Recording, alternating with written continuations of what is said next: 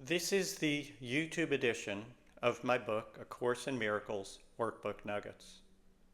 Workbook Nuggets was written to be a commentary or study aid for the course's workbook for students.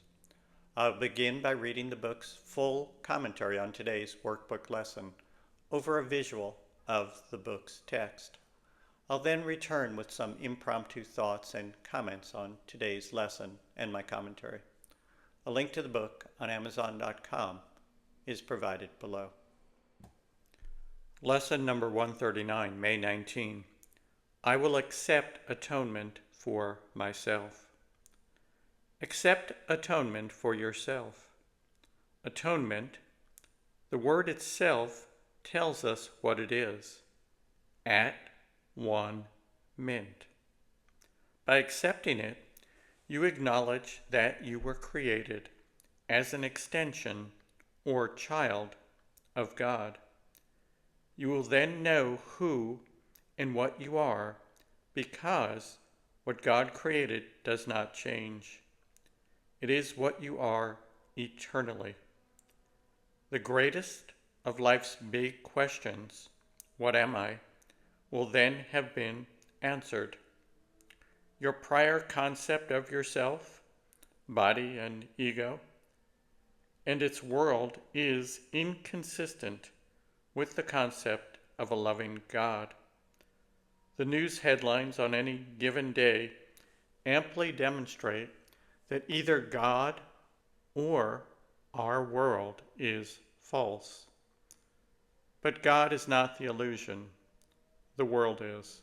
Quote, the only thing that can be surely known by any living thing is what it is. From this one point of certainty, it looks on other things as certain as itself. Uncertainty about what you must be is self-deception on a scale so vast its magnitude can hardly be conceived. End quote. Fortunately, self-deception can have no effect on reality. You, as a child of God, together with all others, are one, and one with the Father. Live as such and be the Savior that you are.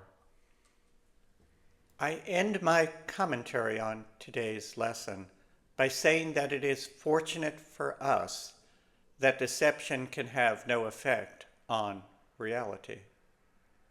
In perhaps the most repeated sentence in the workbook, we are reminded that I am as God created me.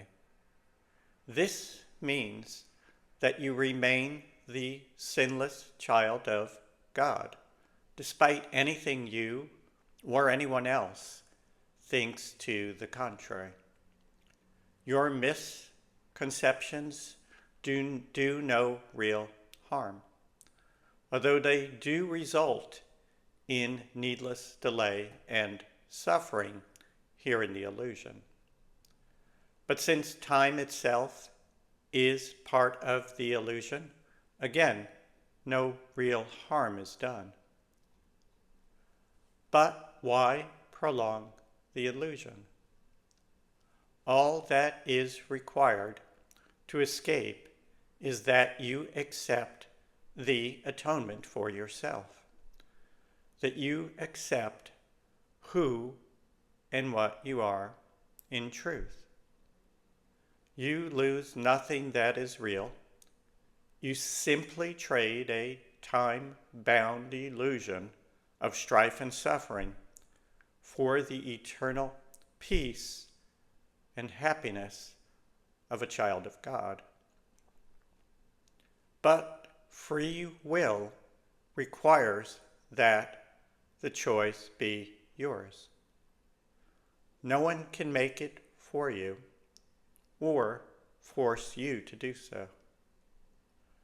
The two great gifts of the Course are, first, telling you that you do have this choice, that indeed there is another way. And second, that in so choosing, you are exchanging nothing, the nothing of your ego, for everything of a child of God. That is good news. Excellent news indeed.